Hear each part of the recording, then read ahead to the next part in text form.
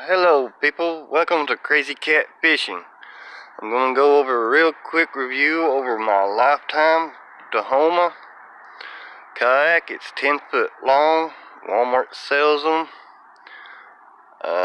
You might be able to get them somewhere else, but I think mostly Walmart sells them. So this is what I've done. It's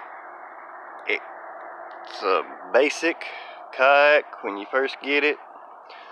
Lifetime makes a fishing version.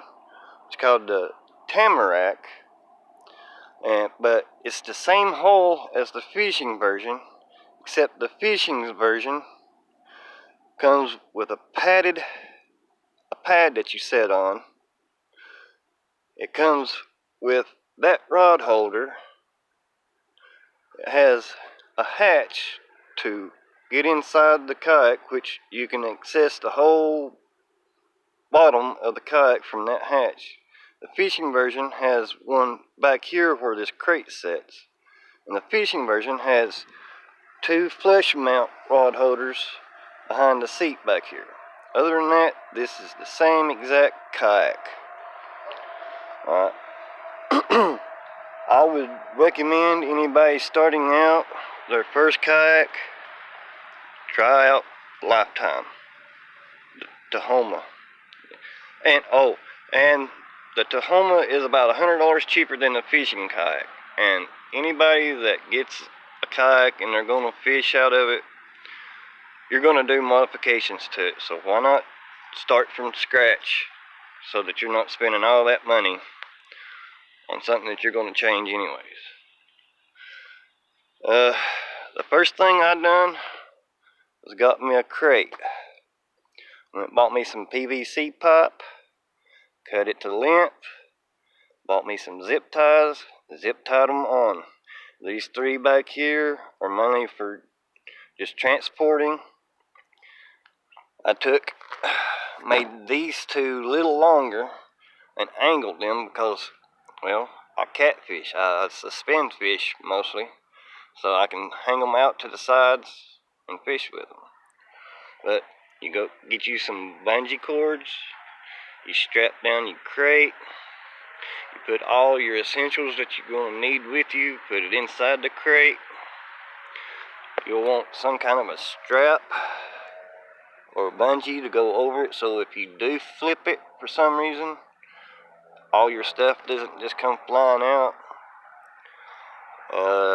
Let's see, what else have I done here?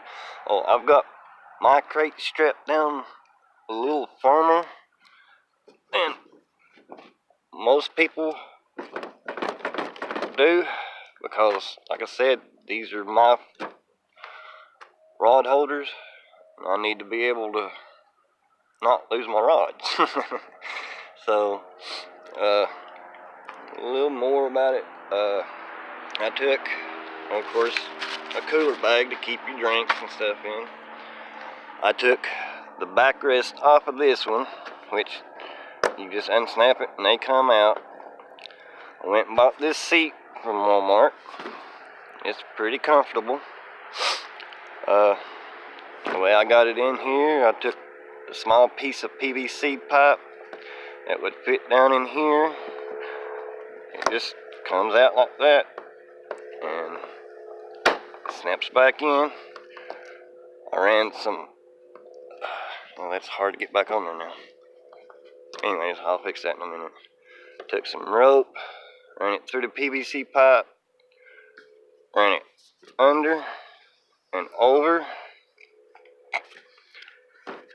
tied it together, and then I got a bungee cord, strapped it there, and strapped it to my crate. I also took the strap that holds the backrest, the original backrest, and I got it across the seat to help keep it stable. It ain't going nowhere unless you flip it, and then chances are it's going to come out, but you're not going to lose your seat. It's strapped, it's tied. I also, so that the seat wasn't digging into the kayak, I went and bought this stuff right here from the Dollar General. It's just stuff that you put in your cabinets. It's a non-slip material. I'll fold it up, put it under the seat on both sides. Have no issues with it whatsoever. The kayak comes with a paddle. Of course, you can see I took got what kind of marker, paint marker, and painted me a ruler on there. It goes the whole length of the paddle. Took some pool noodles, cut them, put them.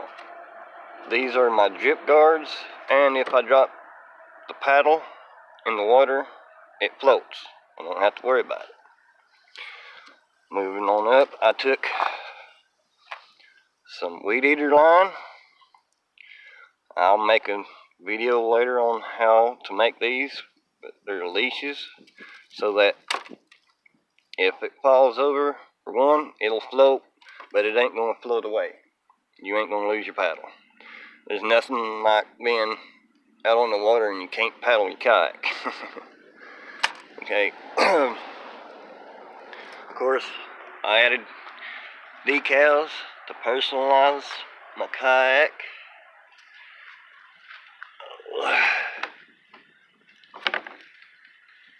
Crazy Cat. My daughter came up with this name, so I figured, well, I named my kayak Crazy Cat, so why not name my channel Crazy Cat Fishing? Here's some more of my decals. My brother has a friend that has a machine that makes decals, so I got a pretty good deal on these decals.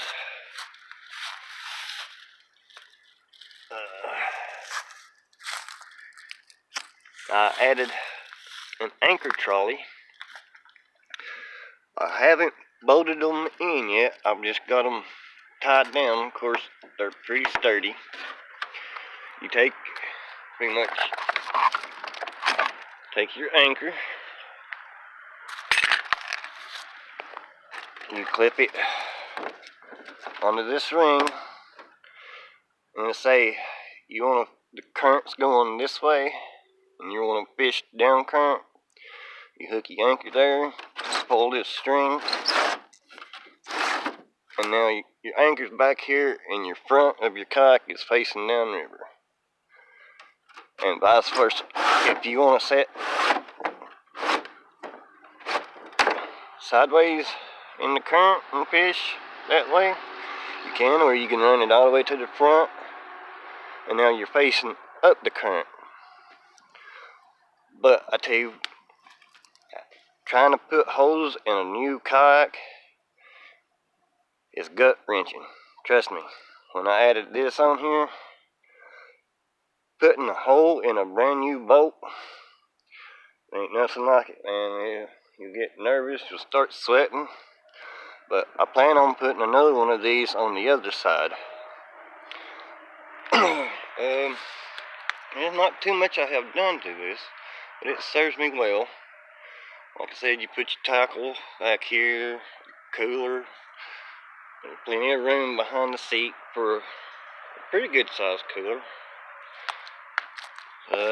You got the hatch that allows you access to the inside. I took a drilled me a small hole in it, and took me some paracord so I won't lose my lid. And then I've got a bag in here that's got a Ziploc bag in it that's got a rain poncho and a roll of toilet paper. And then this is my live well that I use to keep my fish alive, my bait fish alive. It's kind of hard to do with one hand, but it's just a laundry basket. Of course, I'm trying to film this and it ain't gonna work for me, but it folds open. I got some rope that keeps the top together. You tie it off to your handle or your anchor trolley. It's opened up. You catch brim, bluegill, whatever you're going to use. Put it in there and drop this off, and this keeps your fish alive, fresh and alive. It also serves somewhat as a drift sock to slow you down in current. It doesn't work as great as a drift sock, but it does slow you down. Other than that, I'm going to do a stability stand-up test. I'll record that and post it. This thing is very, very stable. I can stand up. I can work my way all the way up to here. I can stand here. Of course, when you stand there, the back of the kayak comes about 6 inches up out of the water.